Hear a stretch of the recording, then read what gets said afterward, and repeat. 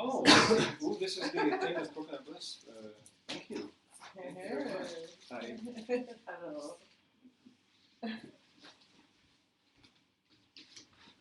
Is there 14 plus 8? John?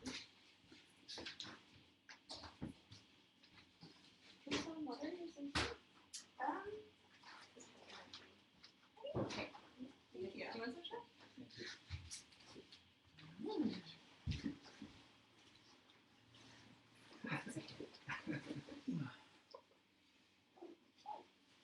Who's your name again? Amber. Amber. Hello, Amber. Could you do me a favor? Yeah. Could you reach behind you and pass one of those green blocks that are right there? Yeah. Thank you. Yes, please, yeah. That'd be awesome. Anyone else?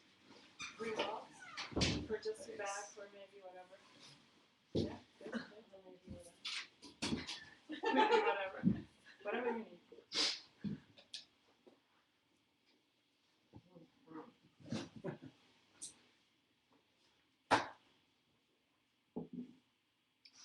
All right. Here we all are. Welcome back, Lucy. Thank you, guys. I think the app might be on. It's weird the noise you get used to.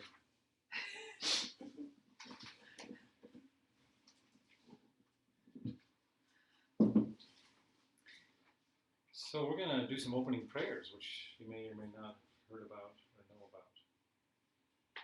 Can someone make sure that Amber and Lucas have opening prayers so they can look at? Sure, well, you get it. They're right behind you in one of the cubicles there.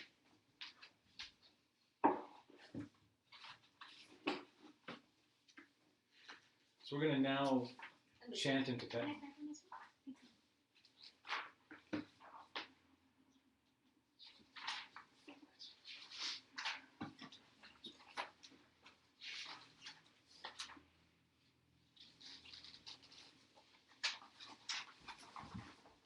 So why we do this before each class is we're making an offering. The first one was we're making an offering, and it's a mental offering because these teachings have the potential, they're not self-existently anything other than words, sounds. They're just syllables and consonants strung together that make sounds that come out of my mouth that you may or may not find useful. So I have found them useful, which is why I'm here in hopes that someone else finds them useful.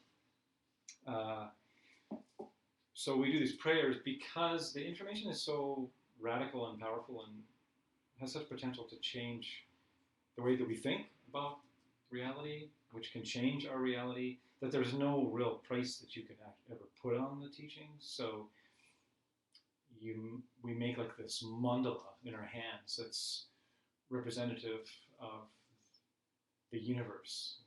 Here, I offer everything for this, and I understand that there's no amount of wealth that I could ever give that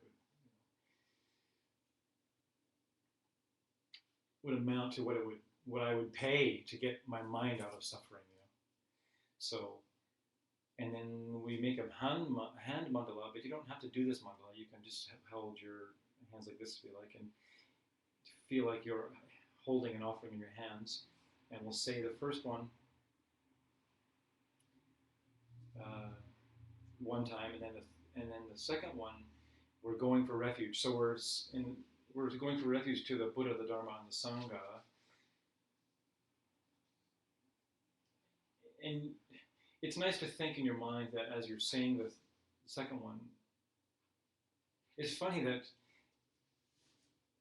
it's good to talk about this because sometimes we can come to these classes and just forget about what it means and just do the chant and just not even think about it. You come to so many classes, you're having beer, and you're like, but we're supposed to, as Buddhists, learning to be Buddhists and act like the Buddha taught people to act so that they could become free of their suffering. the whole trip is to change your mind, is to change the things that we go for refuge for, you know, like and start thinking about things like the next life and the lifetimes after that, and that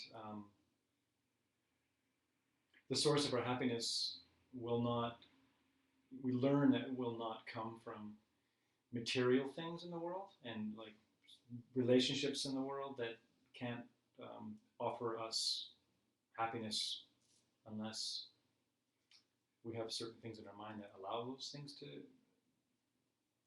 appear to give us happiness. But so we go for refuge. We're saying, okay, you know, I'll try my best. I'll try my best to go for refuge in some things that will help me versus putting something on my credit card that will make me happy for a few minutes. I'll try and go for something that will have some lasting power, right? Like I'll try to go for refuge in being kind to others. I'll try to go for refuge in thinking about reality enough and the way that it's appearing that possibly I'll begin to change my view on how things are. And so I'll go for refuge in people that have done that before, and people that are here and teaching those things, and people that have taught them before. So that's why we start the class like that. So we'll do that.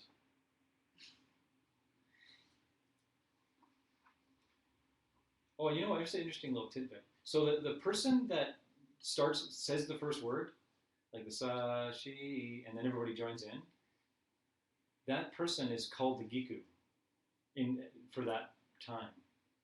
And the Giku in a monastery has kind of a disciplinarian kind of a role, and he's also the debate master. But so whoever gets asked to say the first word and lead the chant, they have like the power. So they can stop the whole thing right in the middle. Like, whoa, whoa, whoa, whoa, whoa, whoa, whoa, whoa. You got to do this with more feeling. And everybody has to just kind of, oh, okay, start again. So just know that if I say, you do have that power. So if you feel we're being very wimpy and unprayerful, you can say, hey, and start again. So, sorry. You can start. You can be Giku today. Sashi Buki Jushin Meito Tram Rabling Shi Nende Genpadi Sange Shindu Nite Uwa Gidro Kunam Shingwa Chupa Sho Yampuratna So Chudam Soki Chapnam Jamchu Bardu Dagni Kyapsuchi Dagi Jinyan Gipe Sunam Ki Drola Pinchir Sange Drupasho Sange Chudam Soki Choknam Jamchu Bardu Dagi Kyapsuchi Dagi Jinyan Gipe Sunam Ki Drola Pinchir Sange Drupasho Sange Chudam Soki Choknam Jamchu Bardu Dagni Kyapsuchi Dagi Jinyan Gipe Sunam Ki Drola Pinchir Sange Drupasho.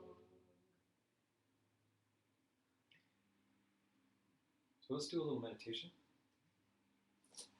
Somebody's phone's going off.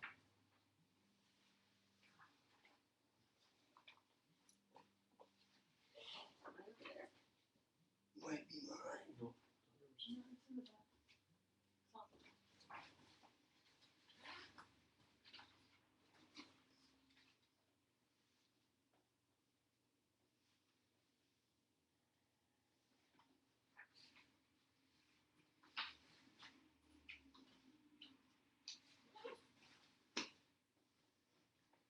So we'll do a little meditation.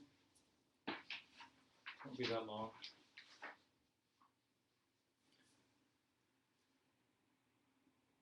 So take a few moments to get your body comfortable. I think the most important thing that, if you're not a meditator, to think about is, or even if you are, sometimes we can forget this. It's easy to forget this. Is to have a straight spine, and because it will help. It will help the prana move where you would like it to be, which is in a more relaxed way into the center. So, if you sit when you're in meditation and you're kind of slouching over, or you can really tell the difference in the inner body, stopping the flow of the prana, which helps you, which prevents you from being very clear. So close your eyes or have them open if you like.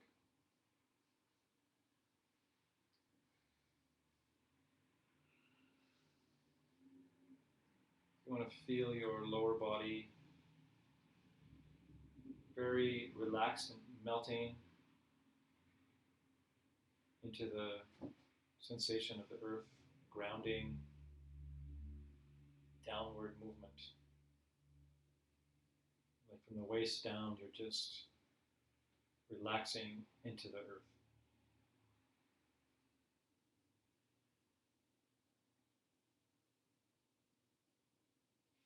And if you relax down into the earth from the waist down, you may notice that if you think of your heart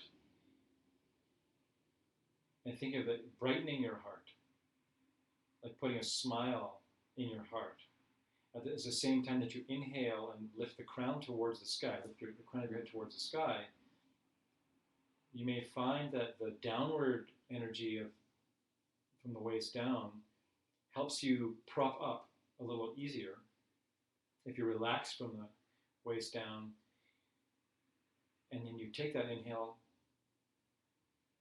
take a deep inhale and expand the body from the waist up, visualizing your crown reaching towards the sky a little bit. And then as you exhale, your shoulders relax and your jaw relaxes, but your heart stays slightly open, and not slightly open, slightly lifted. So that you feel like you're relaxed, but you're also very attentive. And this can be a great way just to be. Maybe you get a chance to be at home and you're alone and you have some quiet time. You can try just sitting and observing, being aware of your surroundings.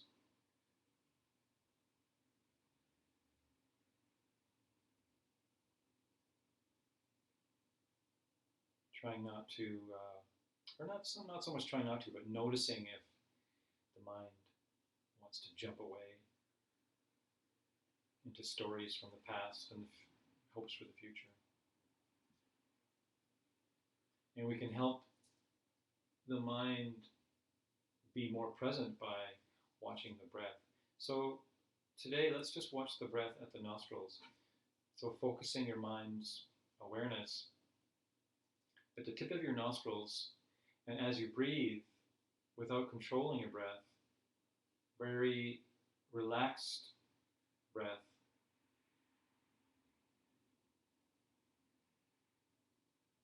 Try to detect sensation as the breath passes the nostrils, which will help your mind focus there.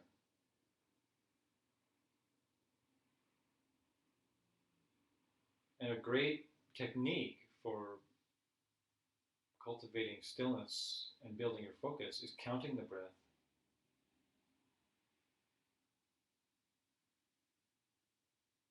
And we count the breath by exhaling first and counting that as 1.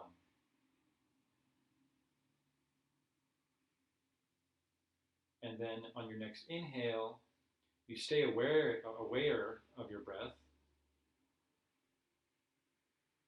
And at the end of the next exhale, staying aware of your breath. You punctuate the pause between the exhale and the inhale with the number 2, 2. And then you begin the third cycle of breath.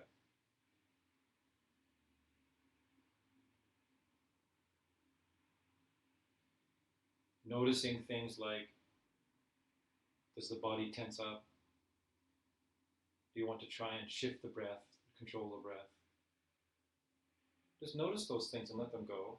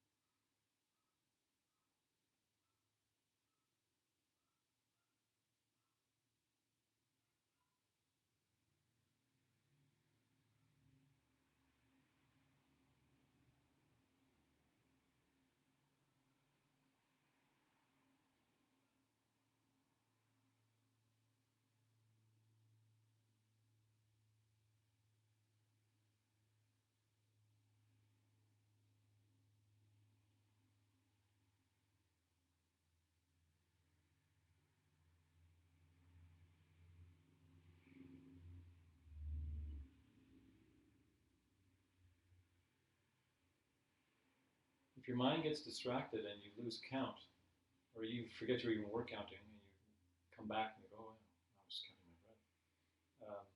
Start at 0 again.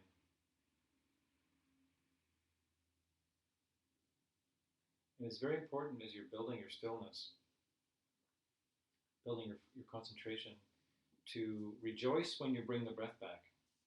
When you bring your awareness back to your breath. And don't think that you failed at having concentration. Just be happy that you brought your mind back, because that's one more moment that you cultivated concentration.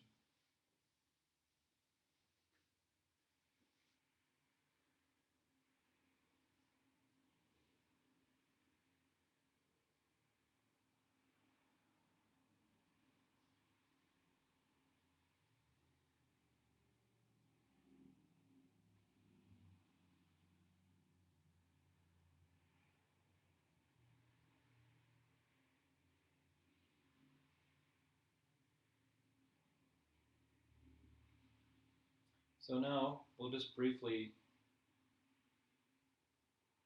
do a little visualization. So put in front of you in your mind someone who you care about deeply, someone who's close to you in your life that you feel close to, you like being around them.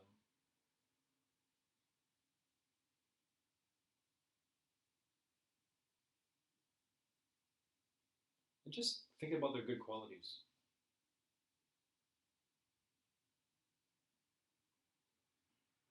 Go over a list of their good qualities in your mind.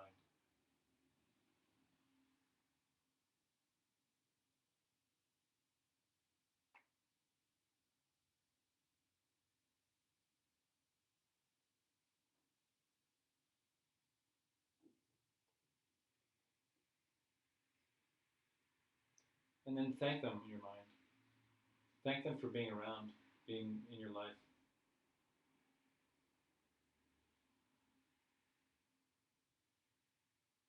Thank them for caring about you.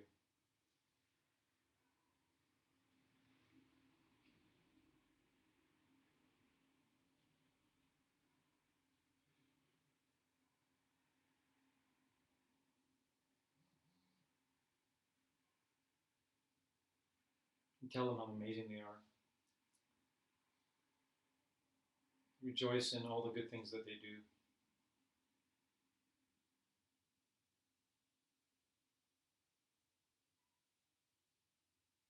And just see how the good things that they do in the world echo out and affect so many people, including yourself.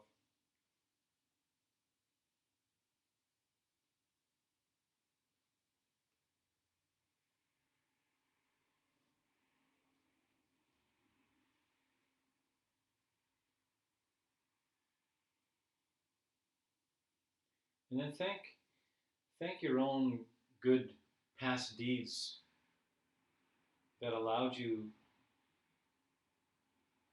the pleasure of having someone like that in your life. Think that, well, if what the Buddha said is true and the things I see in my life are brought about by causes, like if I see positive things and I've been kind to others, if I see negative things and experience negative things and I've not been so kind.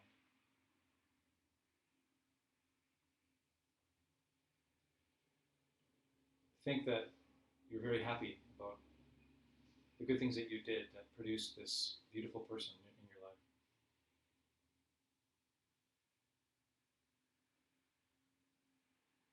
And then have a little wish that you hope that you can continue doing those kinds of things so that you can see more people like them in your world. And then you can see them still doing good things, loving people, helping people, whatever it is that they do that you think that is nice. And then we'll close off that meditation and gently come back to the room. Open your eyes slowly, just letting yourself come back easily, not too abruptly.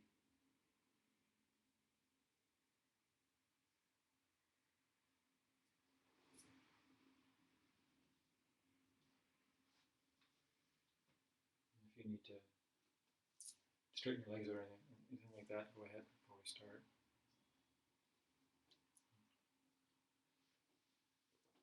That's a great cure for depression, a meditation like that. If you're ever feeling,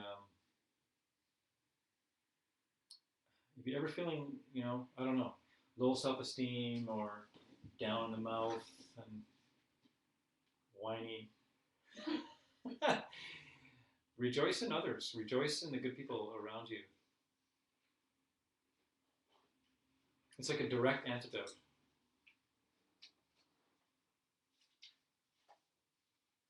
Buddhism says that the cause for depression is caused when you lose the ability to think of anyone but yourself. And then you just slowly sink into a quagmire of your own despair. and you can't think of anybody else because it's all me, me, me. And this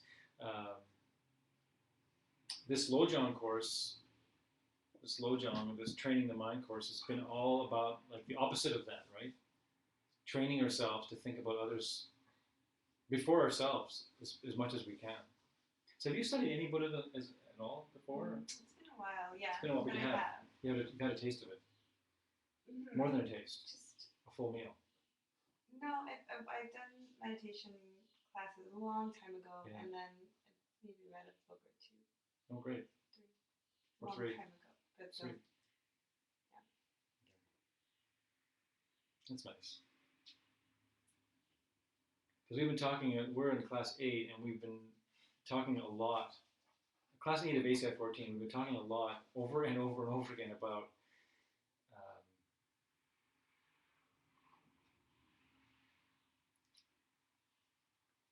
the things that cause us the most harm is self-cherishing. Someone tell me what self-cherishing is. Narcissism. Narcissism. What does narcissism mean? Just self-importance and better than everybody else. Are you? So a narcissistic person is like, it's all about me? Yeah. Yeah. That's what it is. So self-cherishing is like narcissism. And one, and Lord Buddha, he went into his great, samadhi and then became enlightened. But on the way, he had certain realizations. And one of the realizations that he had was the 4 Arya Truths, or 4 Noble Truths, as they're called sometimes.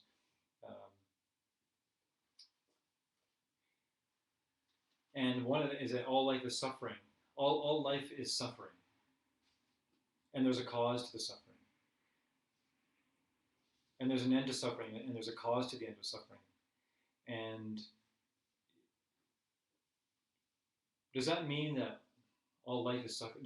Does that mean that the Buddha popped out of his meditation and went, "Wow, everything just sucks," and that there's no hope, right? Does it mean that just life itself is not worth living because it's suffering? Is that what that means?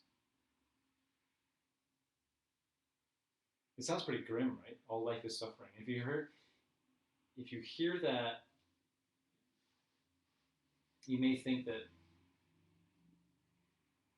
Buddhists are a bunch of like, depressed people walking around going, "Oh, this is all really bad." What do you think? What do you think that he meant when he said all life is suffering?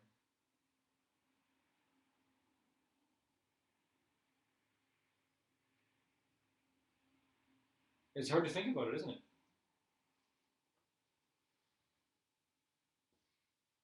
Maybe it's not that it's suffering. He's trying to provoke a reaction from you to have empathy for the rest of the world or life. Oh, like that. Well, that does build empathy, thinking that all life is suffering, that many people suffer. It can, it doesn't always, but it can cultivate empathy.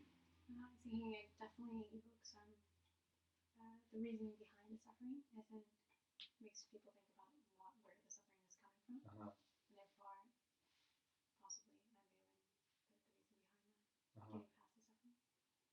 Yeah. That's only the first part of the Four Truths, though. Yeah. Well, one of the things that Lord Buddha is famous for is that he just stood up and said, "You know what? This is all suffering. This is all suffering," and